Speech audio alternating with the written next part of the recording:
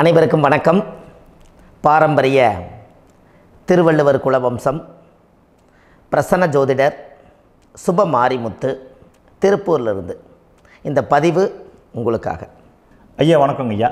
வணக்கம் ஐயா. ஐயா இப்போது மக்கள் சார்பாக ஒரு கேள்வி இன்றைக்கி நான் கேட்கலான்னு இருக்கேன். கேளுங்க ஐயா.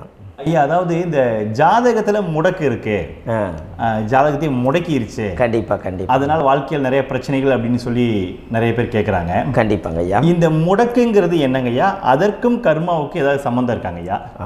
ரொம்ப பற்றி சொன்னீங்கன்னா ரொம்ப உதவியாக இருக்குங்க. நல்ல கேள்விங்க ஐயா.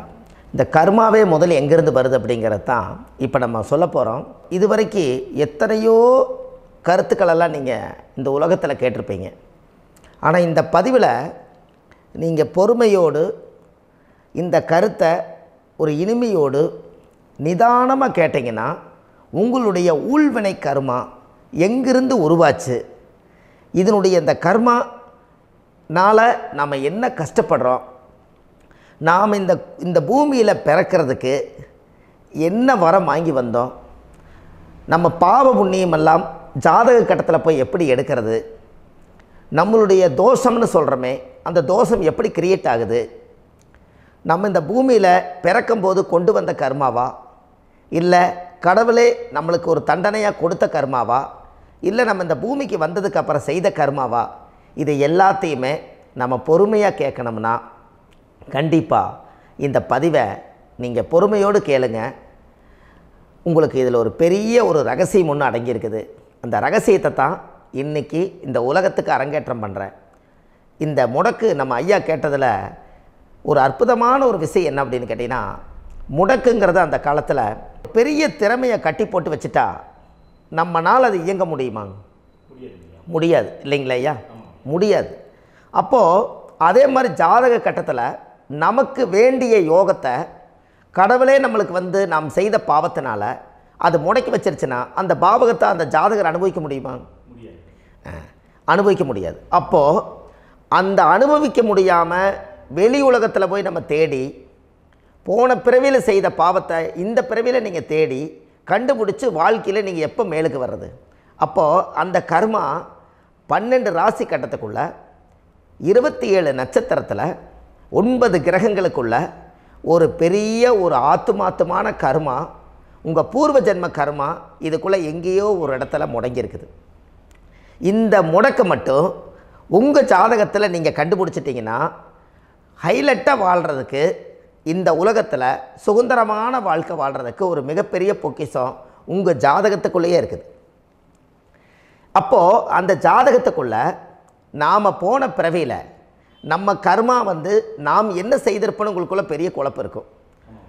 என்னங்க ஐயா, நீங்கள் என்ன கர்மா பண்ணிட்டு வந்தீங்க, நாம் போன பிறவியில் நம்ம யாரை ஒரு வதச்சோம், யாரை நம்ம மனசை புண்படுத்தினோம், நம்ம தாத்தாவுக்கு சோறு போட்டோமா, நம்ம பாட்டனுக்கு சோறு போட்டோமா, நம்ம முப்பாட்டனுக்கு சோறு போட்டோமா, நம்ம கொள்ளுப்பாட்டனுக்கு சோறு போட்டோமா, அப்போ நம்ம அப்பாவுக்கு நம்மளை பெற்றவருக்கு நம்ம சாப்பாடு கொடுத்தோமா, இவங்களுக்கெல்லாம் நம்ம சேவை பணிவிடைகள் செஞ்சோமா, நம்மளுடைய உறவுகளுக்கெல்லாம் அரவணைச்சு போனோமா, நம்மளுடைய இந்த மாதிரி நாம் இரத்த சம்பந்த உறவுகளில் இருந்து தான் இந்த உலகத்துக்கு நம்ம வெளியில் வந்திருப்போம்.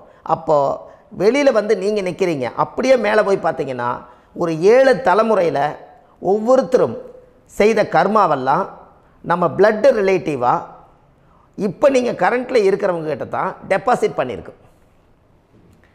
அப்போ இது தெரியாமல் நாம் ஜாதகத்துக்குள்ளே போய் தசாபுத்தி நல்லா தனுங்க இருக்குது, நான் ரொம்ப கஷ்டப்படுறேன், என் ஜாதகத்தில் போய் பார்த்தேன் எல்லா கிரகங்களும் நல்ல வலிமையாக இருக்குன்னு சொன்னாங்க, ஆனால் இன்னும் என்னுடைய கடன் அடையலை, இன்னும் என்னோடய கர்ம தீர்ந்த மாதிரியே தெரியல, எனக்குள்ள ஒரு தாட்டு என்னமோ நான் ஒரு பின்தங்கின வாழ்க்கையிலே வாழ்ந்துட்டுருக்கேன் அப்படின்னு நீங்கள் சொல்லும்போது, அப்போ இதையெல்லாம் தாண்டி ஒரு கர்மா உங்களுடைய ராசி கட்டத்துக்குள்ளே எங்கேயோ ஒரு பக்கத்தில் ரகசியமாக புதைஞ்சிருக்கு.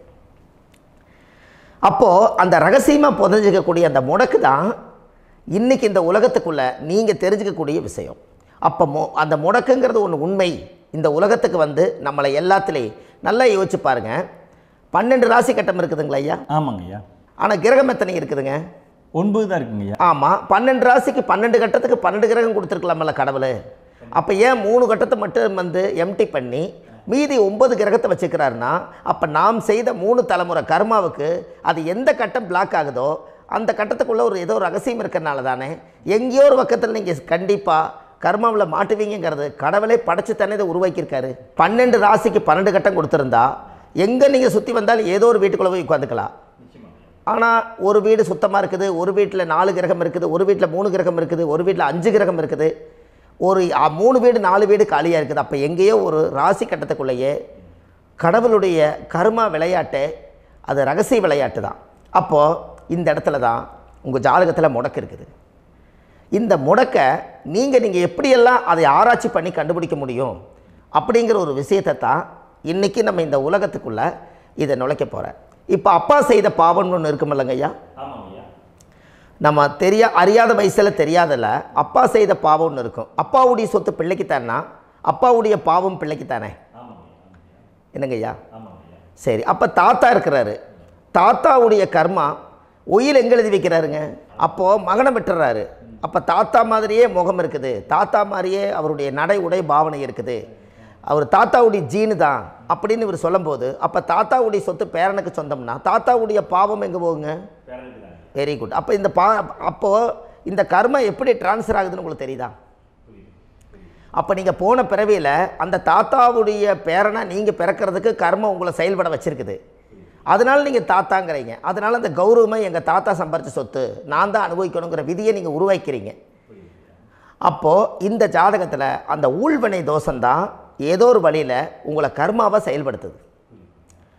அதனால தான் இந்த ஜாதகத்தில் எந்த ஒரு முடக்கை எடுக்கிறதா இருந்தாலும் சூரியன் என்ற நட்சத்திரம் எதுவோ அந்த நட்சத்திரத்துக்கு எந்த வீடு முடக்காகுதோ அங்கே தான் உங்களுடைய கர்மா ஒளிஞ்சிருக்கும். இதுதான் உங்களுடைய பெரிய ஒரு பொக்கிஷமான ரகசியம். சரிங்க ஐயா, இப்போ இதில் நவகிரகங்கள் 9 இருக்கும்போது ஏன் சூரியனை மட்டும் நம்ம இதில் எடுத்துக்கணும்னு நீங்கள் சொல்கிறீங்க? நல்ல கேள்விங்க ஐயா. நீங்கள் கேட்டீங்க பார்த்தீங்களா, 9 நவகிரகம் இருக்கும்போது சூரியனை மட்டும், அந்த சூரியன் என்ற நட்சத்திரம் பிறக்கும்போது அந்த வீடு மட்டும் முடக்காகுன்னு நீங்கள் கேட்டீங்க இல்லையா? இதுதான் அற்புதமான கேள்வி. ஏன் அப்படின்னு கேட்டிங்கன்னா, சூரியன்னா அப்பா, அப்பாவோட உயிர் கரு போய் அம்மாவுடைய பனிக்கூடத்தில் கர்ப்பத்தில் வச்சு 10 மாதம் 300 நாள் சுமந்து நீங்கள் இந்த பூமிக்கு வெளியில் வரும்போது நீங்கள் என்ன பாவத்தை இவங்க விதைச்சாங்களோ அந்த கர்மாவை வாங்கிட்டு தான் நீங்கள் வெளியில் பிரசவமாகறீங்க. இதுதானே? அப்போ சூரியன் என்ற நட்சத்திரம், அந்த சூரியனுங்கிறது உயிர் கருவல்லவா, அப்பாவுடைய உயிரணுக்கள் அம்மாவுடைய கருவிக்குள்ளே போய் நாம் குழந்தை வடிவத்தில் இருந்து 300 நாள் பாவ உன்னித்த பதிவில் ஏட்டை எழுதி ஒரு ஜாதகத்தை கையில் கொடுத்து பிறந்த உடனே உங்களுக்கு ஒரு ஏட்டை பெரட்டி நீ இப்படித்தான் விதி, இனிமேல் இப்படித்தான் நீ வாழணும்னு சொல்லி உங்கள் கர்மாவை நீங்கள் கர்மாவோடு தானே வெளியில் பிறக்கிறீங்க. அப்போ சூரியன் என்ற நட்சத்திரம் தானே இந்த உலகத்துக்கு ஒரு பெரிய ஒரு மகத்துவம். இப்போ பாருங்கள், விடிய வரைக்கும் நம்ம முழிச்சிட்ருக்குறோம், காலையில் சூரிய உதயமானால் அவங்கவுங்க செயல்படுறோம். மீதி எல்லா கிரகங்களுக்குமே வெளிச்சத்தை கொடுக்கக்கூடிய சக்தி சூரியனுடைய பிம்ப ஒளிக்குத்தானே உண்டு, என்னங்க ஐயா? அதனால தான் மேசத்து உச்ச வீடுன்னு சொல்லி மேசத்தை உச்சம்னு சொல்லி சூரிய உச்சத்தை அங்கே தான் வச்சாங்க. அப்போது அந்த காலச்சக்கரத்துக்கு 5ஆம் இடம் பூர்வ புண்ணியஸ்தானத்தில் போய் சிம்மத்தில் கொண்டு போய் சூரியனை ஆட்சி வீடுன்னு வச்சாங்க. அப்போது சூரியனில் இருந்து தான் அந்த மையப்புள்ளி உருவாகுது. அப்போ உங்களுடைய ஜாதகத்தில் அந்த சூரியனாகப்பட்டவர் பிறக்கும்போது நீங்கள் உங்கள் ஜாதகத்தை நீங்கள் எடுத்துக்கங்க ஐயா. நீங்கள் இன்றைக்கே போய் கதவை திறந்து உங்கள் பெட்டியை திறந்து பீர்வாவுக்குள்ளே உங்களுடைய ஜாதகம் இருக்குது, அந்த ஜாதகத்தை எடுத்து ஜோதிடர்கிட்டையே நீங்கள் சந்தேகம் கேட்குறக்கு முன்பு நீங்களே உங்களுடைய கர்ம பற்றி தெரிஞ்சுக்கிறதுக்கு இந்த பதிவில் உங்களுக்கு ஒரு ரகசியத்தை சொல்லித்தரேன். உங்கள் ஜாதகத்தில் இப்போ இது வரைக்கும் ராசி கட்டத்தை நீங்கள் பார்த்துருப்பீங்க, ஆனால் பாதசாரம்னு ஒன்று இருக்கும் இல்லைங்களா? ராசிக்கு பாதசாரம்னு ஒன்று இருக்கும்.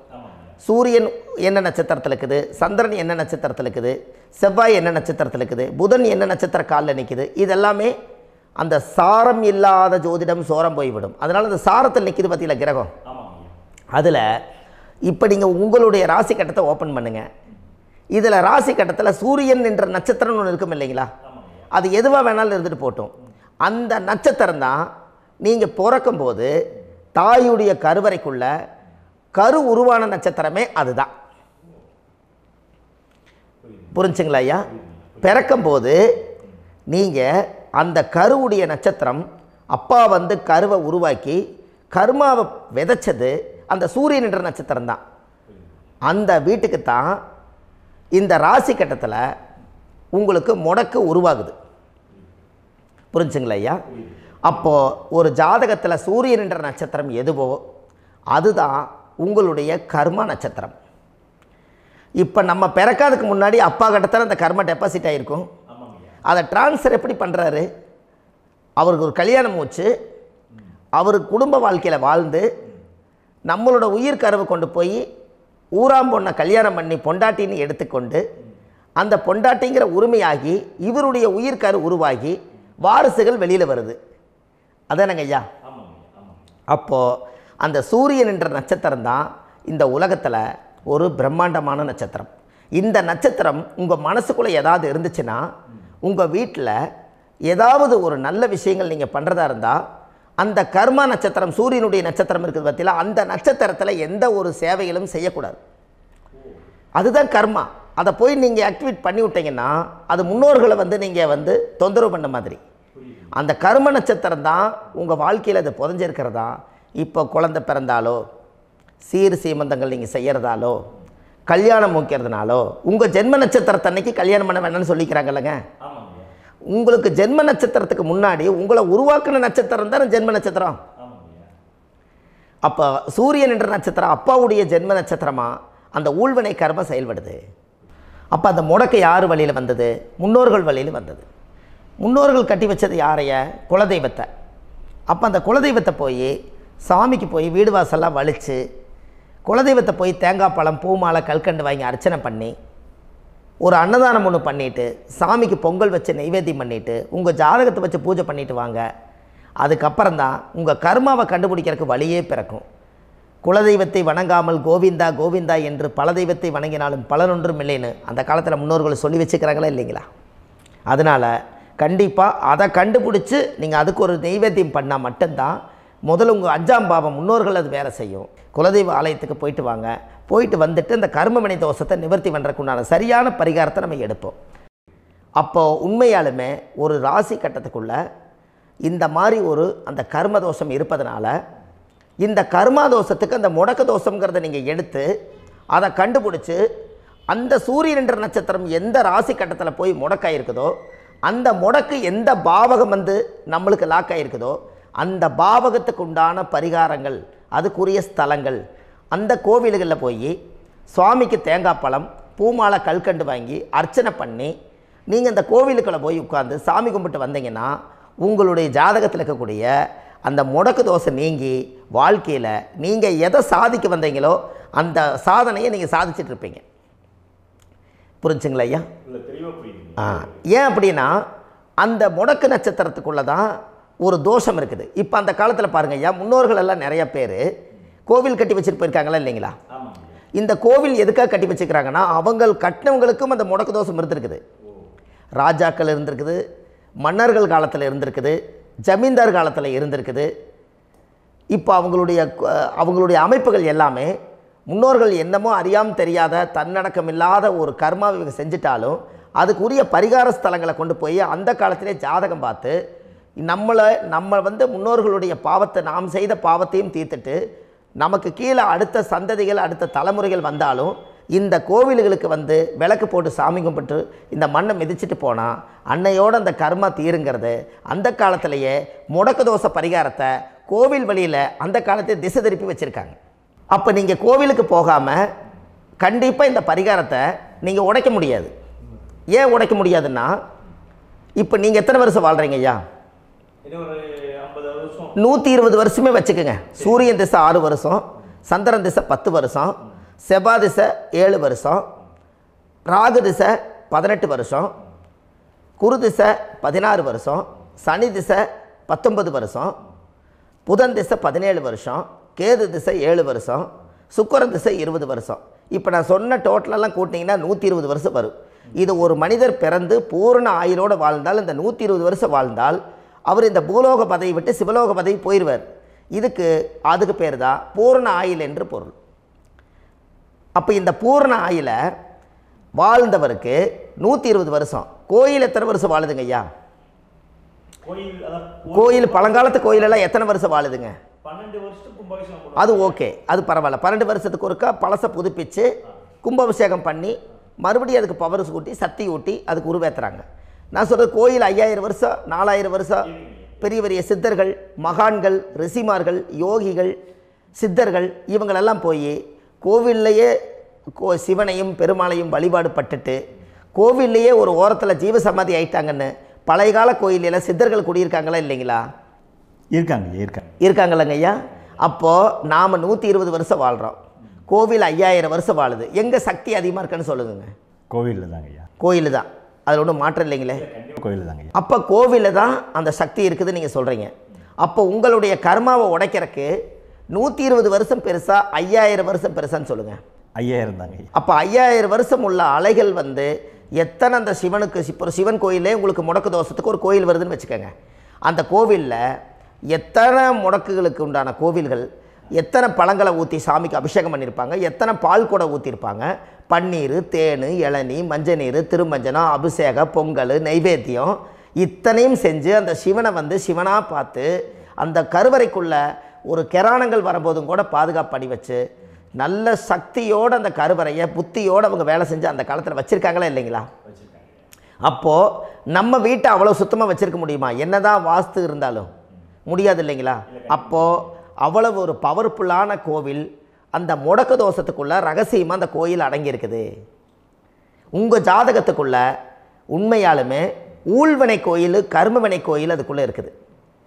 அந்த ஜாதகத்தை கணிச்சு பார்த்தா கரெக்டாக உங்களுடைய ஜாதகத்தில் அப்பாவுடைய கருவறையிலேருந்து உயிர் உருவாகிற நேரத்தில் இருந்து இப்போ வரைக்கும் நீங்கள் கரண்ட்டில் வாழ வரைக்கும் அந்த கர்ம கூட வர்றத ஒரே ஒரு இடத்துல போனால் மட்டும்தான் விட்டுட்டு வர முடியும். அது எந்த வீடு அப்படின்னு கேட்டால் உங்களுக்கு வந்து அப்பாவுடைய கர்மா வழியில் போய் அந்த கோவில் பழையகால கோயில், பழையகால தெய்வங்கள், அந்த கோவில் தான் உங்கள் ஜாதகத்துக்குள்ள ரகசியமாக இருக்கும். அது ஏன் இந்த பதிவில் உங்களால் சொல்ல முடியாது அப்படின்னா, இந்த பதிவில் ஏன் உங்க சொல்ல முடியாதுன்னா உங்கள் ஜாதகம் தெரியாமல் என்ன கோயிலை நீங்கள் சொல்லுவீங்க? இப்போ பொதுவாக ஒரு நட்சத்திரத்துக்கு ஏதோ ஒரு கோவிலை அவங்க சொல்லி நீங்கள் போயிட்டு வரீங்கன்னு வச்சுக்கோங்க. ஆனால் அது வேலை செய்யலைன்னா நம்மளுக்கு என்னங்க இவ்வளோ கஷ்டப்பட்டு போய் அதை பலனடையிலேன்னு கேள்வி கேட்டக்கூடாது. உங்கள் ஜாதகத்தை நீங்கள் கொண்டாங்க, உங்கள் டேட் ஆஃப் பர்த் டயத்தை போட்டு ஜாதகத்தை கணிச்சு நீங்கள் சூரியன்ன்ற நட்சத்திரத்துக்கு உங்களுடைய கர்மவினை கோவில் யார், உங்களுடைய முடக்கு யார், ஊழ்வினை தோஷத்துக்கு உண்டானவர் யார், தாய் வழி கர்மா யார், தந்தை வழி கர்மா எது, நீங்கள் பிறக்கும்போது வந்த கர்மா என்ன, இது எல்லாம் கணிக்காமல் பொதுவாக ஒரு கோயிலில் போய் நீங்கள் பாட்டுக்கு சாமி கும்பிட்டு வந்தால் பலன் எப்படி கிடைக்கும்? கண்டிப்பாக கிடைக்காது ஐயா. என்னங்க ஐயா? அது தெரிஞ்சு பண்ணாதான் சரியா? ஒரு டாக்டர்கிட்ட போகிறீங்க, என்னை அப்படியே ஸ்கேன் பண்ணி ஒரே ஒரு மாத்திரை கொடுங்கன்னு கேட்டால் டாக்டர் கொடுப்பாருங்களா? அவர் என்ன பிரச்சனை இருக்குதோ அதை முதல்ல கண்டுபிடிச்சி ஸ்கேன் பண்ணி பார்த்து ரிப்போர்ட் எடுத்து அது மூலியமாக தான் கொஞ்சம் எடுத்து ஐயா உங்களுக்கு இந்த பிரச்சனை, இதுக்கு தீர்வுக்கு இதுக்கு உண்டான மெடிசன், இது இப்படித்தான் சாப்பிடணும்னு அது முறையாக சொல்லி அந்த உயிர் வாழ வைக்கிறாரு டாக்டர். அவர் ஒரு தெய்வ வடிவத்தில். கரெக்டுங்களா ஐயா? அப்போ உங்களோட கர்மா எங்கே செயல்படுது அப்படின்னா இந்த முடக்க நீங்கள் இந்த பதிவில் தெரிஞ்சுக்கங்க. அதுக்குரிய நட்சத்திரம் என்னன்னு தெரிஞ்சு வச்சுங்க. உங்கள் ஜாதகத்தில் சூரியன்ற நட்சத்திரத்தை எடுத்துக்கங்க.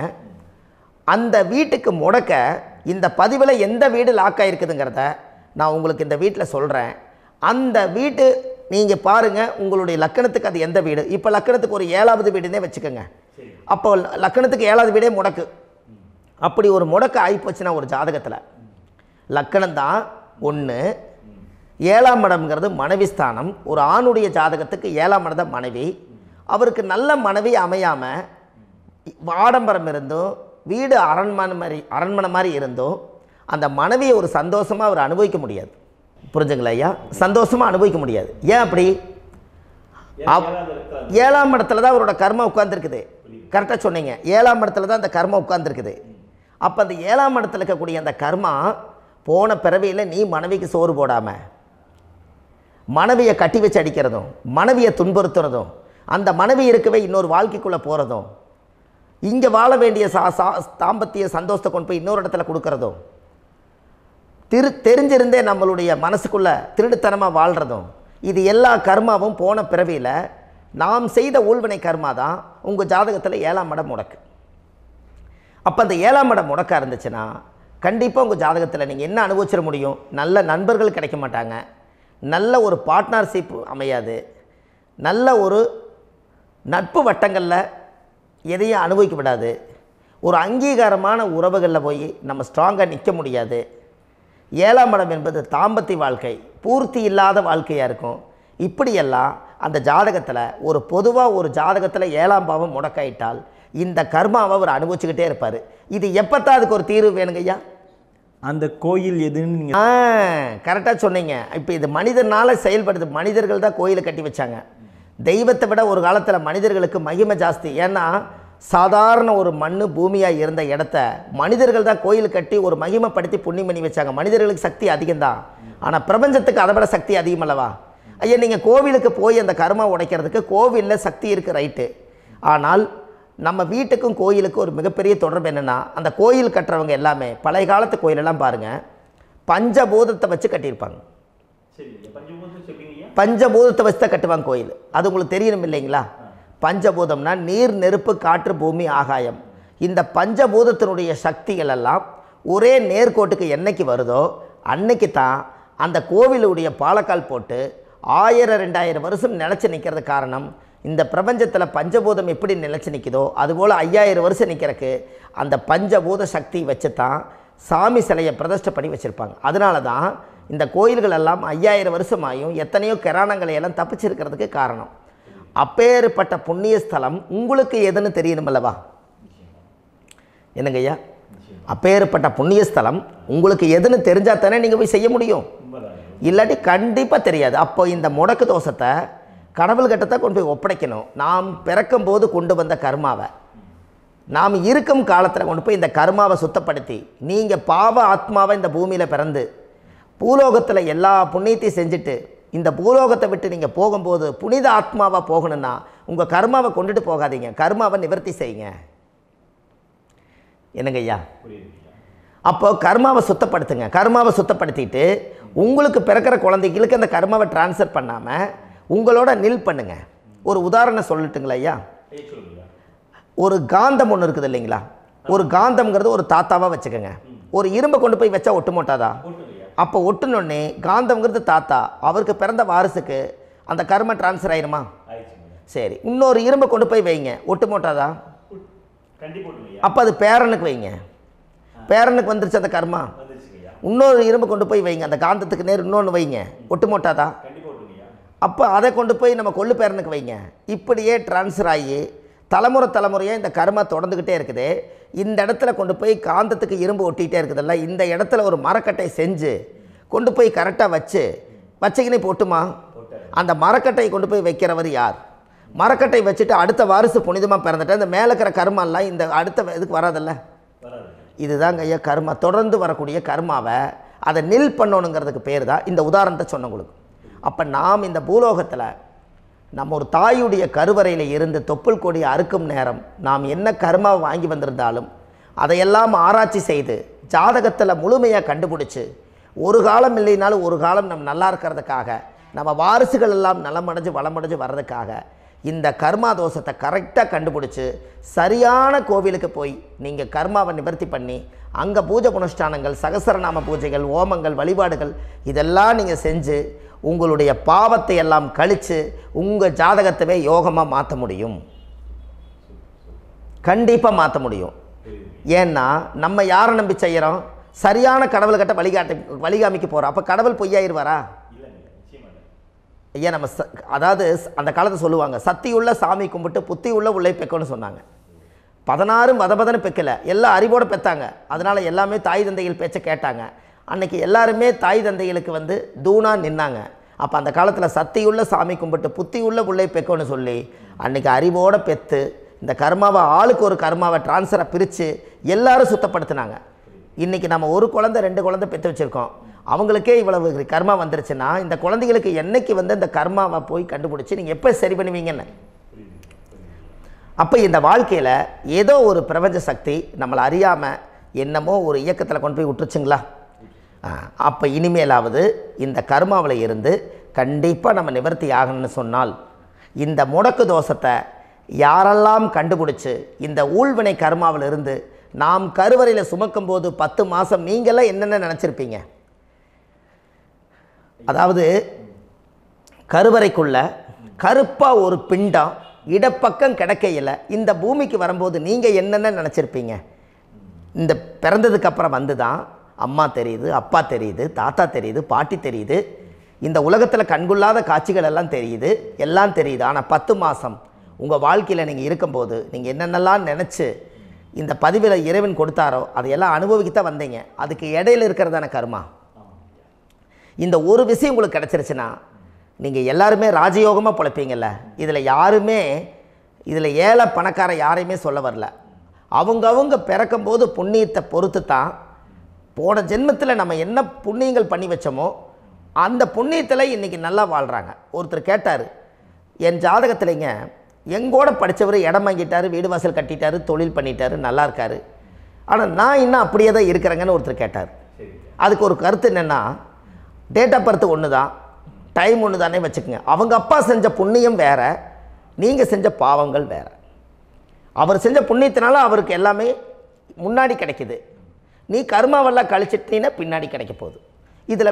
இதில் மற்றவங்களை பற்றி வேற்றுமையாக நினைக்கிறதுல எந்த ஒரு இதுவுமே இல்லை. அப்போ ஒருத்தர் பார்த்து ஒருத்தர் வாழ வேண்டாம். உங்களுடைய சுய அறிவை வச்சு இந்த பூலோகத்தில் இந்த பூமியில் நீங்கள் 4 தெரிஞ்சு நல்ல விதமாக கற்றுக்கிட்டு இந்த உலகத்தில் சிறப்பாக வாழ கற்றுக்குங்க.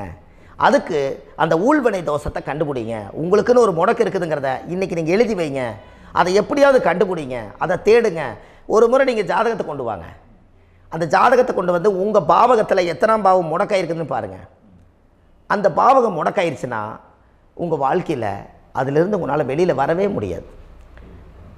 கண்டிப்பாக வர முடியாது. அதை நீங்கள் கண்டுபிடிச்சா மட்டும்தான் நீங்கள் மேலே வர முடியும். ஏன்னா நிறைய பரிகாரங்கள், பூஜைகள், யாகங்கள், ஓமங்கள் எல்லாம் செய்து வச்சும் கூட அந்த கர்மவினைக்கு உண்டான கோவிலுக்கு போய் அந்த 5000 வருஷ பழமை வாய்ந்த தெய்வத்துக்கிட்ட போய் நீங்கள் முறையிட்டு விளக்கு போட்டு உங்கள் கர்மத்தை எல்லாம் நான் நீ தான் தீர்த்து கொடுக்கணும்னு சொல்லி நம்பிக்கையோடு போய் நீங்கள் போய் அந்த சரணாகதி அடையிறீங்க பாருங்கள், அங்கே தான் உங்கள் கர்மாவை எடுத்து விடுறாரு. அப்போ இந்த ரகசியம் உங்களுக்கு வேணுமல்லவா?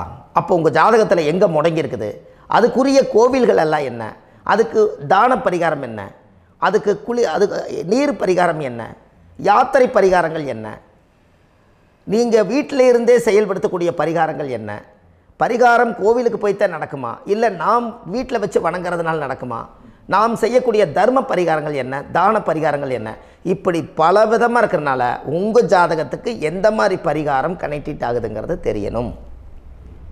இது தெரியாமல் கண்டிப்பாக உங்களால் செயல்படுத்துறது ரொம்ப கஷ்டம். இதனால் இதை நீங்கள் தெரிஞ்சுக்கணும்னா இப்போ நம்ம பாருங்கள், நீங்கள் அந்த தெரிஞ்சுக்கிட்டாலே உங்கள் வாழ்க்கையில் ஒரு டைம் தான் நீங்கள் தெரிஞ்சுக்க போகிறீங்க. உங்களுடைய கர்மா என்ன, நீங்கள் எங்கே செயல்பட்டு போயிட்டுருக்கிறீங்க, உங்கள் போகிற பாதை சரியா இல்லை அந்த பாதையில் முள்ளு கல் இருக்குதா, இது எல்லாம் உங்களுக்கு தெரியலனா இந்த முடக்கை கண்டுபிடிக்கக்கூடிய சக்தி வாய்ந்த இந்த கர்மாவை நிவர்த்தி பண்ணுறதுக்கு வழிகள் இருக்குது. அதனால் நீங்கள் கண்டிப்பாக இந்த முடக்கை தெரிஞ்சுக்கணும். இந்த முடக்கு ராசினா என்ன உண்மையாலுமே உங்கள் வாழ்க்கையில் நீங்கள் தெரிஞ்சு இனிமேல் உங்கள் வாழ்க்கையில் இதுவரையிலும் கர்மாவுக்குள்ளேயே கஷ்டப்பட்டீங்க, வழி தெரியாமல் கண்ணை கட்டி காட்டில் விட்ட மாதிரி இருந்தீங்க. இனி அப்படி இருக்க வேண்டாம். உங்கள் ஜாதகத்தில் 12 ராசி கட்டத்தில் 9 கிரகம் போகும், மீனி 3 கிரகம், 3 கட்டம் வந்து உங்களுக்கு எங்கேயோ ஒரு பக்கத்தில் 3 கட்டம் எம்டியாக தான் இருக்கும். கரெக்டுங்களா? அது இல்லாமல் ஒரு ஜாதகம் பிறக்காது. ஏன்னா 9 கிரகத்துக்கு 9 கணக்கு போட்டால் 3 கட்டம் எம்டியாக தான் நிற்குது.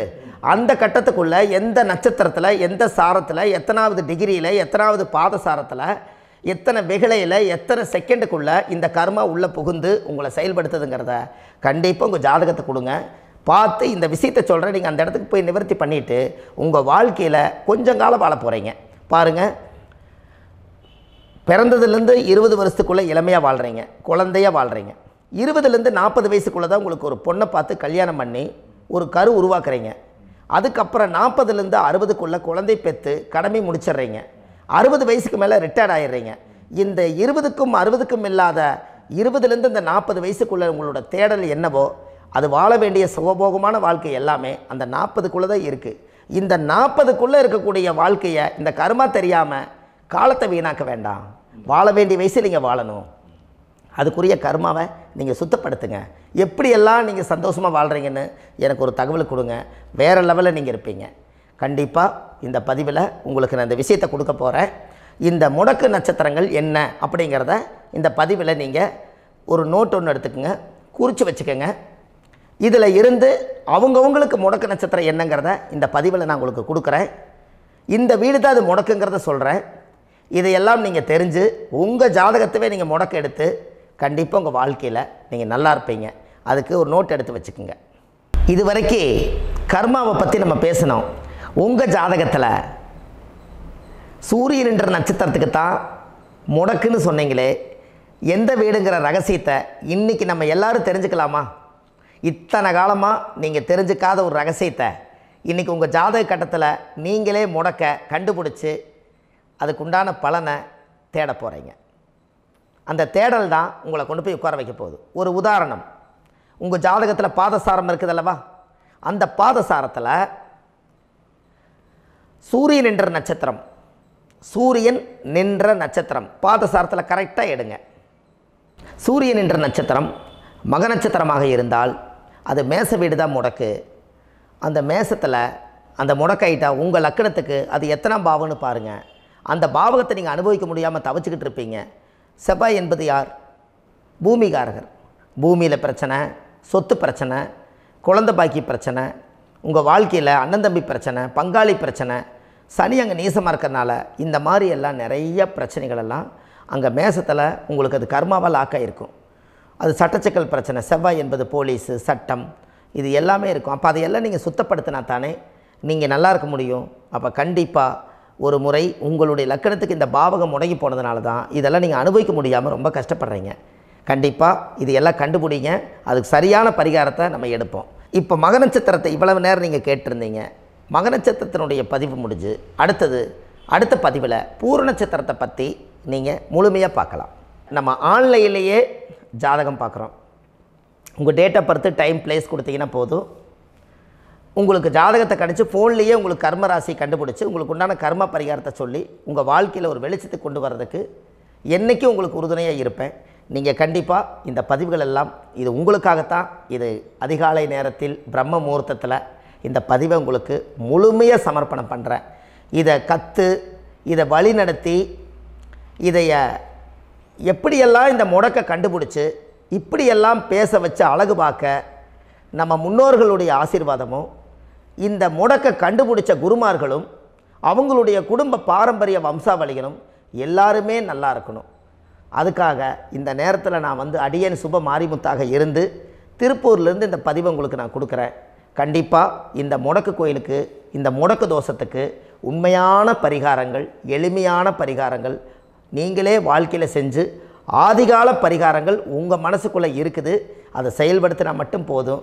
வாழ்க்கை எங்கேயோ போயிடும். கண்டிப்பாக ஒரு முறை உங்கள் ஜாதகத்தை அனுப்பி வைங்க. உங்களுக்கு நான் பார்த்து பலன் சொல்கிறேன். இன்றைக்கி நான் கொடுத்த பதிவுகள் எல்லாம் உங்களுக்கு ரொம்ப பயனுள்ளதாக இருந்திருக்கும். உங்களுக்கு இது வரைக்கும் எத்தனையோ கர்ம வினைகளை பற்றி தெரியாமல் இருந்திருப்பீங்க. இந்த பதிவில் நிறைய கேட்டு தெரிஞ்சுக்கிட்டீங்க. இதெல்லாம் வாழ்க்கையில் ரொம்ப முக்கியமான பரிகாரங்கள், எளிமையான பரிகாரங்கள். நேராக நீங்கள் கடவுளை தான் கெட்டியாக பிடிக்க போகிறீங்க. அந்த பரிகாரங்கள் எல்லாம் செஞ்சு அதிகாரமாக வாழ்ந்து இந்த பூலோகத்தில் நல்ல சிறப்பாக வாழ்கிறதுக்கு இந்த பரிகாரம் உங்களுக்கு ரொம்ப யூஸ்ஃபுல்லாக இருக்கும். கண்டிப்பாக இந்த பதிவை செய்யுங்க. நம்ம பாரம்பரிய திருவள்ளுவர் குல வம்சம், பிரசன்ன ஜோதிடர் சுப மாரிமுத்து, திருப்பூரில் இருக்கேன். 30 ஆண்டு காலமாக நம்ம ஜோதிடம் பார்த்து கொண்டு இருக்கிறோம். இவ்வளவு காலமாக எத்தனையோ ஆயிரக்கணக்கான மக்களுக்கு நம்ம ஜோதிடம் பார்த்து வழிகாட்டி நிறைய மக்களுக்கு நிறைய சேவைகள் செஞ்சுருக்கேன். நிறைய கோயில் கட்டி வச்சுருக்கேன், கும்பாபிஷேகங்கள் பண்ணி வச்சுருக்கேன், அன்னதானங்கள் நிறையா பண்ணி வச்சுருக்கேன், புண்ணிய யாத்திரைகள் நிறைய போய் வந்திருக்கேன். மக்களுக்காகவே நான் உங்களுக்கு உழைக்க தயாராக இருக்கேன். இந்த ஜோதிடம் வந்து என்னுடைய ஒரு பாரம்பரியமாக என்னுடைய அப்பா, தாத்தா, முன்னோர்கள் இதெல்லாம் எங்களுடைய குலத்தொழில் இது. அதனால் நாங்கள் பாரம்பரியமாக திருவள்ளுவர் குல வம்சம். வள்ளுவர் வாக்குன்னு யூடியூப் சேனலில் போனீங்கன்னா 1000 பரிகாரங்கள் கொடுத்துருக்கேன். அதுவும் உங்களுக்கு ரொம்ப யூஸ்ஃபுல்லாக இருக்கும். வள்ளுவர் வாக்கு அப்படின்னு போடுங்க. அப்படி இல்லைன்னா சுப மாரிமுத்துன்னு போடுங்க. இதில் பரிகாரங்கள் நிறையா கொடுத்துருப்பேன். கண்டிப்பாக இதெல்லாம் நீங்கள் சந்தித்து நீங்கள் ஒரு சப்ஸ்கிரைப் பண்ணி வச்சுக்கோங்க. நான் போடக்கூடிய பதிவுகள் எல்லாமே உங்களுக்கு நோட்டிஃபிகேஷனாக வந்துடும். அதனால் நீங்கள் ஒரு சப்ஸ்கிரைப் பண்ணி வச்சுக்கோங்க. தினமும் ஒரு தகவல் உங்களுக்கு கொடுத்துக்கிட்டே இருக்கேன். இதெல்லாமே உங்களுக்கு ஒரு பெரிய சந்தோஷமான நிகழ்ச்சிகள். என்றைக்கும் உங்களோட நான் வாழ்கிறேன். உங்களுடைய குடும்பத்தில் நான் ஒருத்தராக இருந்து குடும்ப ஜோதிடராக நான் இருப்பேன். கண்டிப்பாக ஆயுளுள்ள வரைக்கும் உங்களுக்காக இந்த ஜோதிடத்துக்கு உழைச்சி உங்கள் குடும்பத்தில் ஒருத்தராக நான் வந்து ஒரு ரத்த உறவில் நான் வந்து இந்த பூர்வ ஜென்மத்தில் உங்களுக்கு நான் கடமைப்பட்டிருக்கேன். கண்டிப்பாக அடுத்த பதிவில் உங்களை நான் சந்திக்கிறேன். வாழ்வது ஒரு முறை, வாழ்த்தட்டும் தலைமுறை. நன்றி, வணக்கம்.